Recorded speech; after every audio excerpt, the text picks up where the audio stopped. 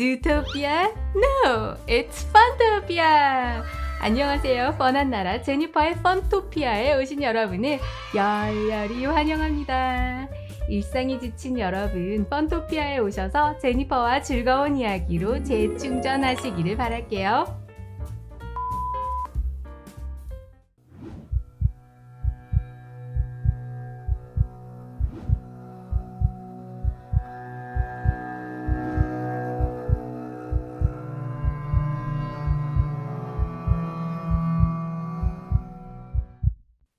한국 전쟁을 이해하는 데 있어서 메가더 장군은 빼놓을 수 없을 것입니다.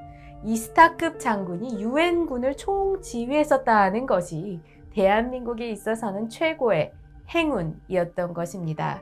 그런데 여기서 잠깐, 저는 메가더를 찬양하기만 하는 사람도 비난하기만 하는 사람도 아닙니다. 역사 속으로 들어가서 그의 진짜 모습을 바라보고자 하는 것입니다. 왜냐하면 이렇게 진짜 메가더를 알아야 우리는 진짜 6.25를 이해할 수 있기 때문입니다. 하지만 역사를 고증해 가면 무조건 대한민국에 있어 메가더는 행운이었다고 말하는 것은 조금은 어폐가 있습니다. 무슨 말이냐고요?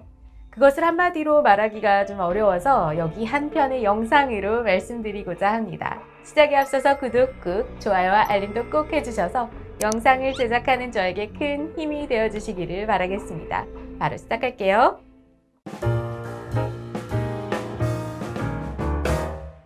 사료들을 종합해보면서 제가 느낀 메가더에 대한 진실은 메가더한테 있어서 한국전쟁은 진짜 너무나 작은 전쟁이라는 것입니다.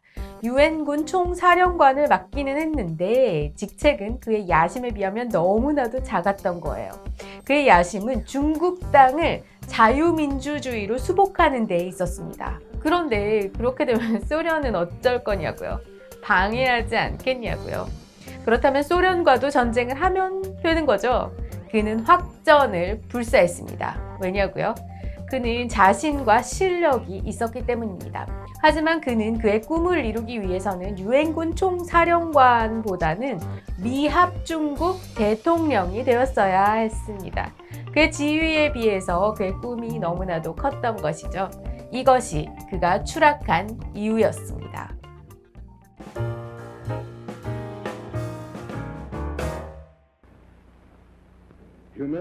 여기 한 사람이 미국 의회에서 연설을 하고 있었습니다.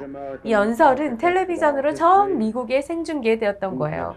그의 근엄하면서도 절제된 표정에서 나오는 그런 굵고 또 분명한 스피치에 청중은 압도당하게 된 거예요. 한 의원은 오늘 여기서 하나님의 소리를 들었다라고 흥분을 했던 거죠. 노병은 죽지 않는다는 제목의 이 연설은 기립박수로 30번이나 중단이 되었습니다.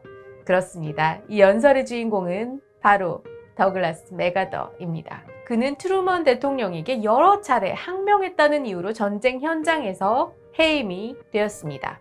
일사후퇴 이후에 메가더는 만주까지의 확전을 요구했어요. 그런데 트루먼이 이걸 묵살했던 게 발단이었습니다. 트루먼 행정부는 의도하지 않았지만 메가더에게 미리 통지하기 전에 뉴스를 통해서 메가더의 해임 사실을 알리게 됩니다. 뉴스를 통해서 자신의 해임 사실을 알게 된 메가더가 얼마나 충격을 받았을까요? 하지만 이 의회 연설을 계기로 전세가 역전되어 버렸던 것입니다. 트루먼의 지지율은 26%까지 떨어지고 이 계기로 메가더의 지지율은 69%까지 치솟았던 거예요. 이 반전으로 그는 그의 꿈인 미국 대통령이 되는데 성큼 다가가게 된 것입니다. 메가더가 뉴욕에 도착했을 때 메가더를 환영하던 그 인파가 얼마나 많았냐면 700만 명. 무려 700만 명이 거리를 뒤덮었던 거예요. 대단하죠. 아마도 메가더 인생 최고의 순간이었을 것입니다. 하지만 이러한 열기를 식게 만든 사건이 벌어졌으니 이게 뭐냐면 상원에서 한국전의 그 지도 문제를 놓고 열린 청문회였습니다. 여기서 애치슨, 마셜, 브래들리 그리고 민주당 의원들이 메가더를 맹공했던 거예요. 브래들리 합참의장은 메가더가 주장하는 중국 확전을 다음과 같이 비판했습니다. 잘못된 적을 상대로 잘못된 장소에서 잘못된 시간에 잘못된 전쟁을 하는 것이다. 아, 잘못된이 도대체 몇 번인가요?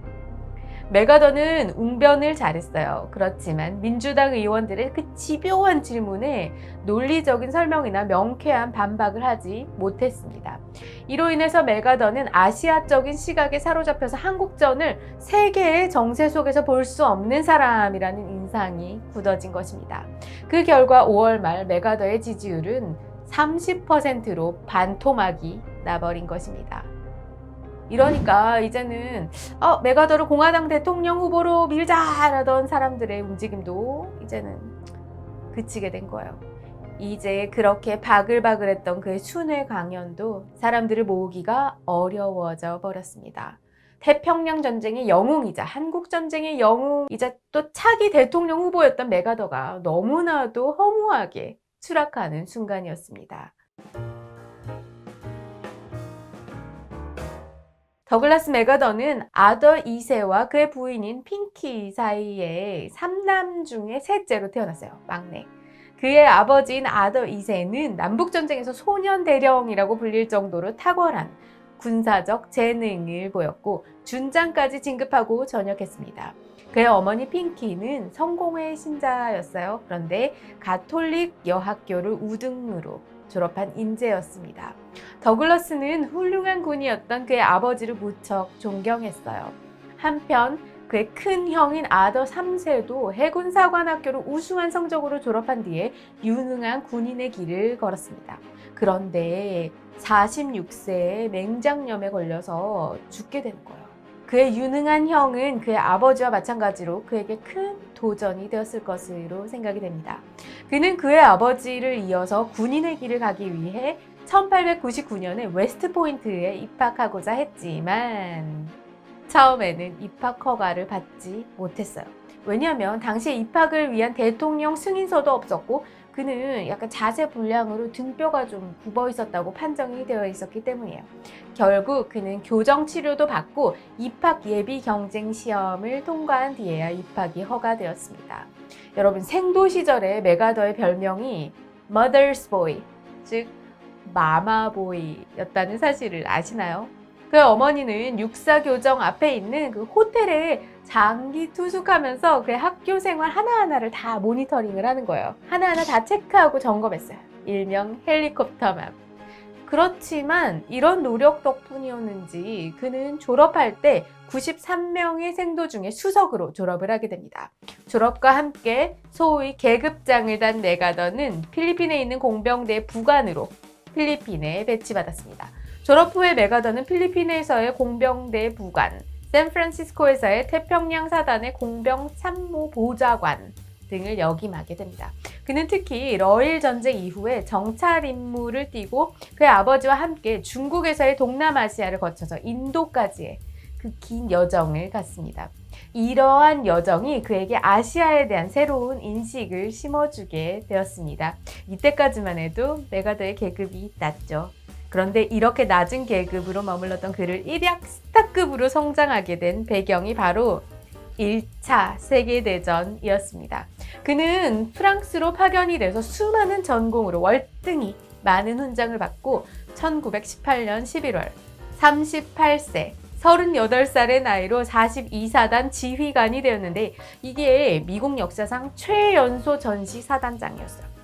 전쟁이 끝난 뒤에 그는 역시 미국 역사상에서 최연소 육군사관학교 교장을 역임했고 마닐라 군관구 사령관을 거쳐서 1930년 11월 미국 역사상 18번째로 사성장군이자 육군 최고 책임자였던 육군 참모총장이 된 것입니다. 이 당시의 대통령은 민주당의 프랭클린 루즈벨트였는데 메가더는 그의 사회주의 정책과 군비 축소로 좀 대립하게 되다가 결국은 해임되었습니다. 그 후에 메가더는 필리핀 군사 고문직을 수행한 뒤에 1937년 9월 건강상의 이유가 있다라고 해가지고 전역을 하게 돼요. 이렇게 메가더의 40여 년의 군 생활이 공식적으로 끝나게 되는 것입니다. 하지만 그를 다시 군인으로 부른 것은 새로운 전쟁이었습니다. 중일 전쟁이 발발하고 태평양 전쟁의 전운이 감도니까 1941년 7월 루즈벨트는 미 극동 육군을 다시 조직하고 다시금 사령관으로 메가더 와라라고 임명을 하게 된 것입니다. 이렇게 메가더는 태평양 전쟁 발발 이후에 남서태평양 지구 총사령관에 임명이 되는 것입니다. 메가더는 일본과의 태평양 전쟁에서 육해공 합동작전을 87번이나 감행해서 모두 성공시키는 쾌거를 달성합니다. 대단하죠. 2차 세계대전이 끝나갈 때쯤에 미국 국민들 사이에서 최고의 전쟁 영웅이 누구냐고 물으면 당연히 메가더가 1위를 차지하고요. 여기서 메가더가 42%였고 2등이 아이젠하워로 31%를 기록했습니다. 지금은 더 많은 사람들이 아이젠하워가 1위다라고 평가를 하는데 당시에는 메가더를 이길 수가 없었어요. 그리고 그뿐만 아니라 메가더가 언론에도 대단히 신경을 많이 썼거든요. 그래서 메가더는 사진 한 컷 한 컷을 기자들을 위해서 다 방출하는 거야. 아니, 멋진 장면들을 노출해가지고 사진에 찍히는 거예요. 여러분, 이런 사진들 많이 보셨을 거예요.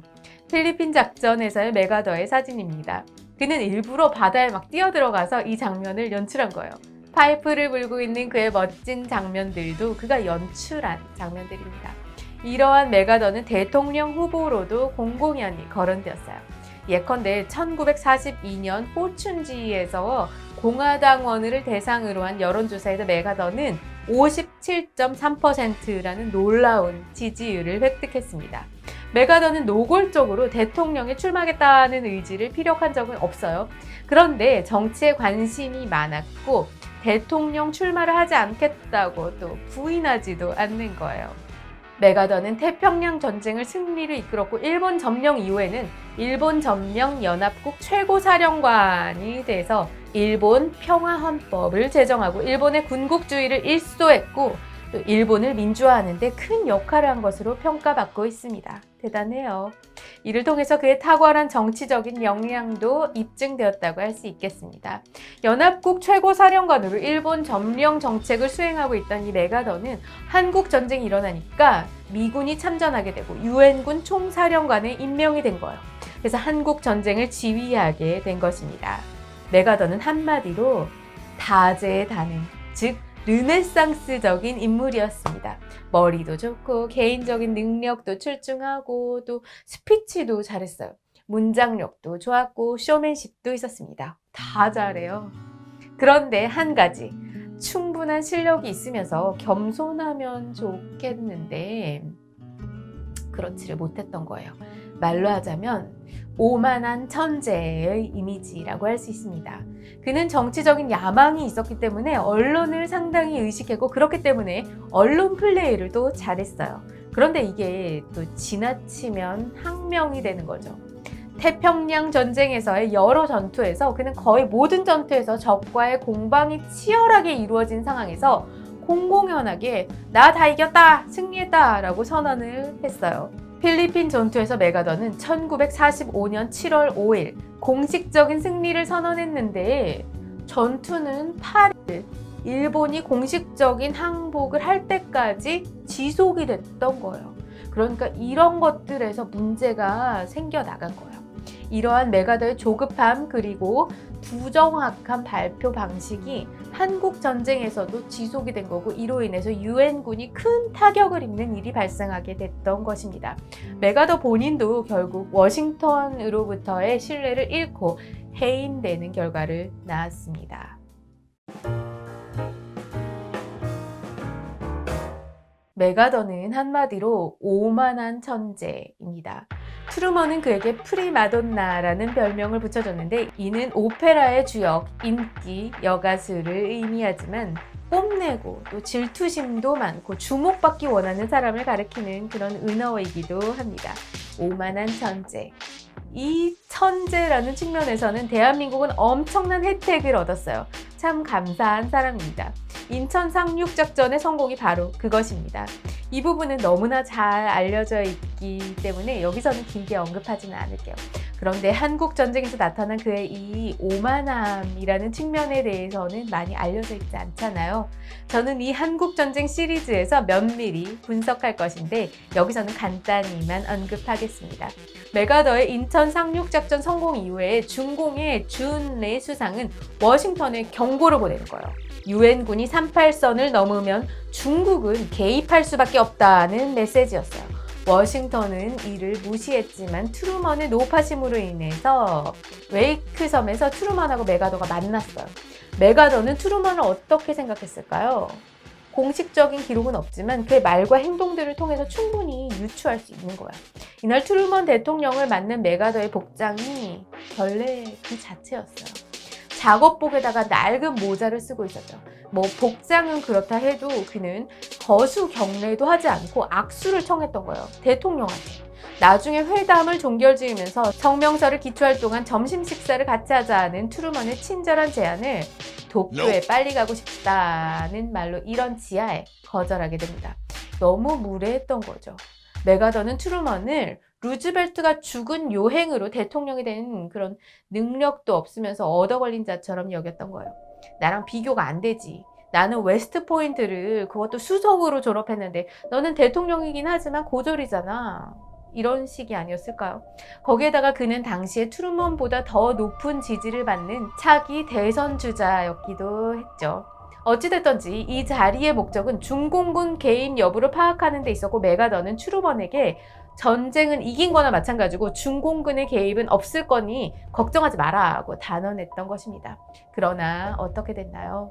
그의 예측은 빗나가고 그는 중공군의 공세로 인해서 총퇴각해서 서울을 내줬을 뿐만 아니라 평택과 원주, 삼척선까지 밀렸던 것입니다. 그 후에 메가더는 대한민국을 포기하고 우리 일본으로 철수하자 않은 말까지 꺼내서 트루먼을 절망까지 몰고 갔죠.